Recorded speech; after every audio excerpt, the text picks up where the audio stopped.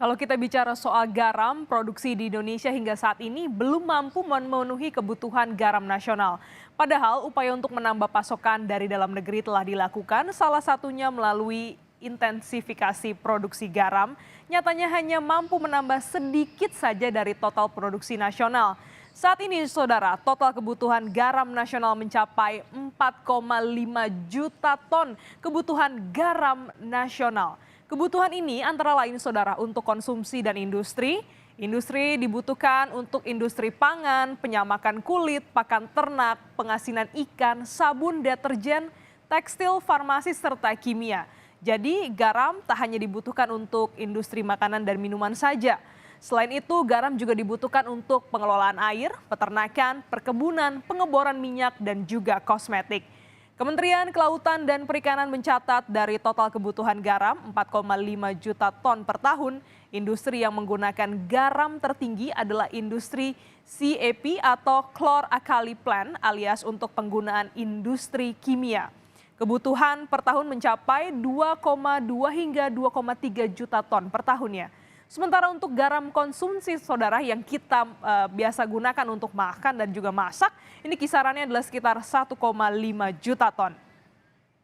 Dengan kebutuhan garam yang cukup tinggi ini, artinya produksi dalam negeri seharusnya mencapai setidaknya 4 jutaan. Sayangnya, saudara, data di Indonesia hanya mampu memproduksi setidaknya 60%. 60% saja dari kebutuhan garam nasional, bahkan angkanya terus turun trennya. Kita lihat datanya dari awalnya ini adalah 2,5 juta ton pada 2019, turun lagi di 2020 di angka 1,06 juta ton.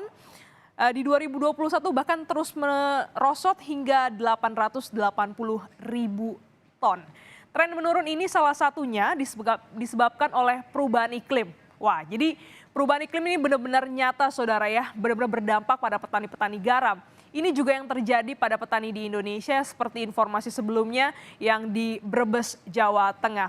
Yang tak bisa menambak garam, ada juga yang tak bisa menambak garam selama 3 tahun karena cuaca yang tak menentu. Belum lagi harga yang tak stabil membuat petambak garam enggan memproduksi. Kita mundur ke tahun 2021 hingga 2022 ketika itu harga garam anjlok, saudara. Sampai-sampai para petambak ini membiarkan lahan garamnya terbengkalai dan tidak memproduksi. Banyak juga loh dari para petambak garam yang belum memiliki teknologi mumpuni untuk menghasilkan garam yang berkualitas tinggi dan akhirnya mau diserap oleh industri. Pemerintah telah menetapkan kemandirian produksi garam nasional di tahun 2024. Kata mandiri di sini artinya tidak lagi bergantung pada impor. Sisa tahunnya adalah dari 2023 hingga 2024, artinya 1 tahun yang tersisa. Apakah mampu mengejar target tersebut? Kita lihat angka impor garam yang dilakukan Indonesia. Berdasarkan data BPS, ini dia kita tampilkan datanya. Total impor garam meningkat dari 2,59 juta pada 2019 dan di 2020 terus bertambah ya di 2,6 juta ton, di 2021 hingga mencapai 2,83 juta ton. Selain meningkatkan teknologi di petani, cara untuk meningkatkan produksi dan melepaskan diri dari ketergantungan impor adalah membangun gudang berkapasitas besar untuk bisa mampu menyerap produksi garam petambak. Saat ini daya tampung gudang garam hanya mencapai 2.000 ton per unit. Pentingnya untuk gudang berkapasitas jumbo adalah untuk menyerap garam saat produksi tambak ini berlimpah dan nantinya bisa digunakan saat produksi sedang turun. Sistem penyimpanan ini juga bisa membuat harga garam cenderung lebih stabil. Dari negara-negara mana saja sih kita mengimpor garam? Terbanyak kita mengimpor garam dari Australia, ini dari angka 2,5 juta ton. Indonesia mengimpor hampir 80%, saudara, dari Australia atau sekitar 1,8 juta ton. Disusul berikutnya adalah India, ini sekitar 7 ribuan ton, Selandia Baru 4 ribuan dan juga Tiongkok. Keempat negara ini sudah berhasil memproduksi garam dengan kualitas tinggi yang cocok dengan spesifikasi kebutuhan industri, yaitu kandungan NaCl. NaCl adalah kandungan garamnya, saudara ya, 97%.